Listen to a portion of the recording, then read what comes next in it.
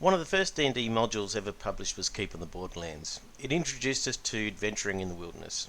Up until then, D&D campaigns were mainly set out in funhouse dungeons, and Keeping on the Borderlands inspired DMs to pad out the world around those dungeons. Characters were based in a frontier settlement and set out on each adventure to explore the wilds and clear out monster lairs. Monster lairs don't function in isolation, and there are alliances and feuds going on between the monsters and for parties to get tangled up with. There are also villains to be taken down who are posing major threats to the kingdom. The Kingmaker Adventure Path feels like what Keep of the Borderlands might have been like if TSR had access to the extensive hive mind that supports Pathfinder. Hi, my name's Rusty, and this is my review of the Kingmaker Adventure Path for the Pathfinder game. This video is for players and GMs, and I will avoid potential spoilers. If this video is popular, I'll look at producing a second video that's just for GMs. Kingmaker is available from Pathio, from their website, and has been published in virtual tabletop format by Fantasy Grounds. The first content you want to go through as a GM or a player is the Kingmaker Player's Guide. It's a free download from Pathio, and in Fantasy Grounds it comes with the module Part 1, The Stolen Lands. But the Player's Guide will give you an overview of the Kingmaker setting and how the main races fit in. Recommendations for character building are provided for all the main classes. Kingmaker is a very diverse adventure path with all classes provided with an opportunity to shine. The Player's Guide will recommend some campaign specific traits you might want to think about.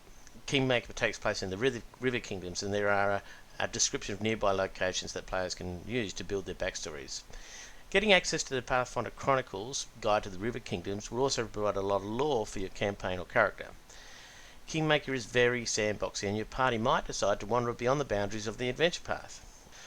If you want to support going on beyond the adventure path, the Guide to the River Kingdoms provides some adventure hooks that you could homebrew and run with. You might also want a copy of Pathfinder's Ultimate Campaign, which contains the kingdom building and mass combat rules. The Adventure Path modules will provide these mechanic sets, and the full rule sets are available from the D20 SRD website.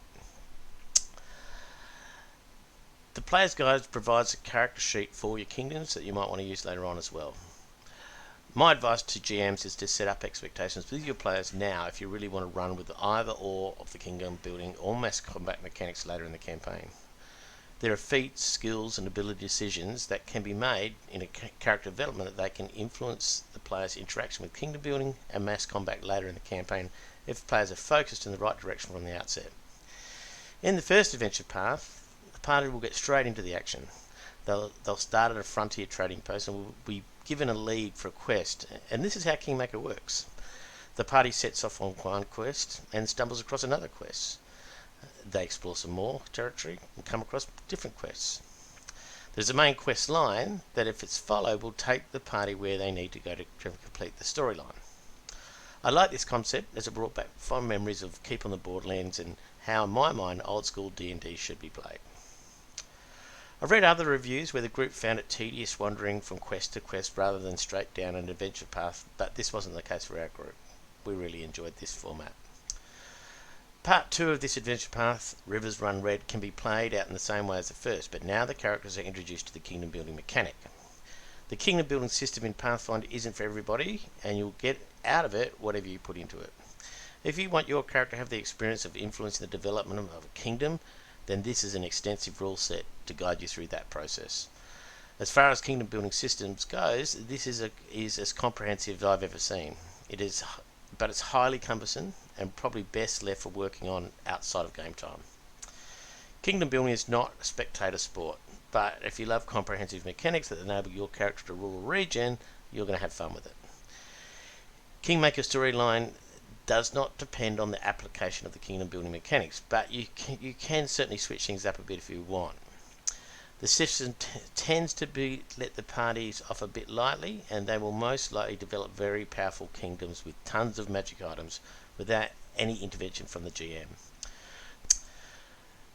The writers do recommend that the GM provide some interventions if the player groups do become too powerful, but this may be difficult to pull off with your player group if you don't set expectations up from the outset. My group used the kingdom building system to generate available magic items in their community, which then the characters had to buy. There was always one player in the background that was enthusiastic enough to work on the kingdom building mechanics in between gaming sessions.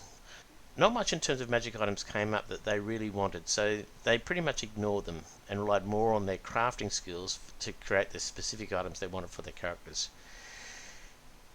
In Kingmaker, time passage is measured in days, and while the party is out exploring, there's really more than one encounter per day. This was fine in the earlier levels, but from level 4 up, there isn't much that can really challenge a party that full health, all spells available from a long rest. I found myself having to make the encounters more challenging by adding in creatures to drain the spells before a major encounter, but then the party progressed too quickly from the XP. It didn't take long before they were too powerful for the phase they were in, and I had to intervene to move them onto the next storyline. These should continue throughout all the modules in this series, and I'm not sure how you would fix it. If you've got any ideas, leave some comments. Part 3, the Varnhold Vanishing, steps up the plotline a bit and continues along the same style of gameplay. Quest, explore, quest, explore. We really enjoyed the Varnhold Vanishing and pulled a couple of 8 to 10 hour sessions. We were having so much fun. It was like being 15 years old again and doing all-nighters at the mate's place, except we're all online in fantasy grounds and playing from all over all corners of the globe. One player had to leave and go shopping with his wife for a few hours, and then when he got back we were still going, so he just jumped back in just in time to save a character from death. In Part 4, Blood for Blood, the mass combat system is introduced. This is what I was really interested in, because I've seen lots of versions of mass combat in D&D and none have worked for great gameplay in a role-playing game. Mass combat is only a small part of Blood for Blood, and the initial battles are designed to introduce players to the concept and teach them the basics so they start thinking about army development. Like kingdom building, you'll get out of mass combat whatever you put into it. If all the players accept the rules as they are and just go with it, I think it can be fun. However, the mass combat system doesn't facilitate a player using their specific combat actions to interact with an army on the battlefield. In Pathfinder Mass Combat, only armies can interact with armies. Individual characters can interact to a certain extent. They can provide buffs to their armies and penalise opponents' armies, but their options are limited, and my players didn't appreciate the limitations. Other GMs I've spoken to about mass combat in Pathfinder did away with the whole mass combat system and created an army as a new monster that the players can engage with. The kingdom building system does influence how many and how powerful the party's armies are, but again, you can just ignore that and assume the party settlements have recruited armies. My group initially didn't take to the mass combat system, and I felt like I lost them after the first mass combat battle. The one player that took the time to learn the mechanics dominated the gameplay, and the rest were distracted. At this point, I scrapped the kingdom building model and went back to priority number 1, fun factor. I developed an army for each player based on the assumption that each character, as a ruler, would have recruited a faction of followers who they had taught and mentored their skills and crafts to. I applied every mechanic I could find to make the characters' armies reflect the skills of their characters, but now they all felt like their characters were influencing the outcome of the battles, and the fun started happening again. I have a pretty switched on player group, and they research their character development to the nth degree, so it's understandable they didn't engage with the mass combat system.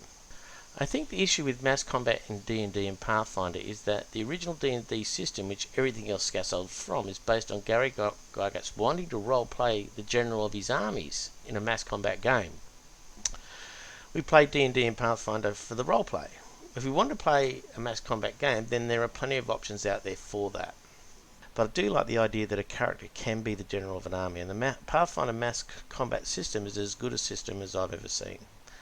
Again, you will get out of it as much as you put into it. As the GM, set your expectations up with the players pre-campaign about engagement in mass combat if you want it to work. Apart from the mass combat in Part 4, Blood for Blood, which is only a small part, the campaign carries on the same format, explore quest, and it's a lot of fun.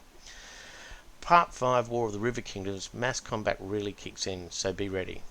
If you're using the mass combat system, have your armies ready. If you're not, then think about how you might handle some of the scenarios otherwise. Either way, it's doable. There is a regional festival that characters get invited to. In this section, within Part 5, War of the River Kingdom, it uses various skills based on outside the normal Pathfinder combat engagement mode. I had a couple of players that didn't get the opportunity to engage with this section fully because their abilities didn't really align. However, with some thought, you could modify the event to ensure that all players can use their skill sets and get involved. Apart from the mass combat, which dominates, and the skills-based events, Part 5, War of the River Kingdoms, follows the same style as the previous parts, Quest Explore, with a major plot line to follow, but essentially it's a sandbox. At this point, my group dissipated due to real life. I don't feel like bringing in a new player at this high level would have worked too well, and we were all looking for some inspiration. We decided to put Kingmaker on hold, and we might revisit it at some other time. I've read ahead with the final chapter, and without giving away the spoilers, I think it'll be a lot of fun. The Quest Explore continues, but the main plotline takes the characters to places where you would want them to go when they're at high level. I do look forward to playing this out someday. Back in the day when we played Keep on the Borderlands, I had visions of the party clearing out the lairs or forming alliances with monsters in the region, then going on to take over the leadership of a kingdom, ruling kingdoms, going to war with surrounding nations, ruling an empire, and attracting the attention of powerful beings in the multiverse. The Kingmaker Adventure Path does all of this, and you will get as much out of it as you put into it. Own it and have fun. Bye for now. Rusty.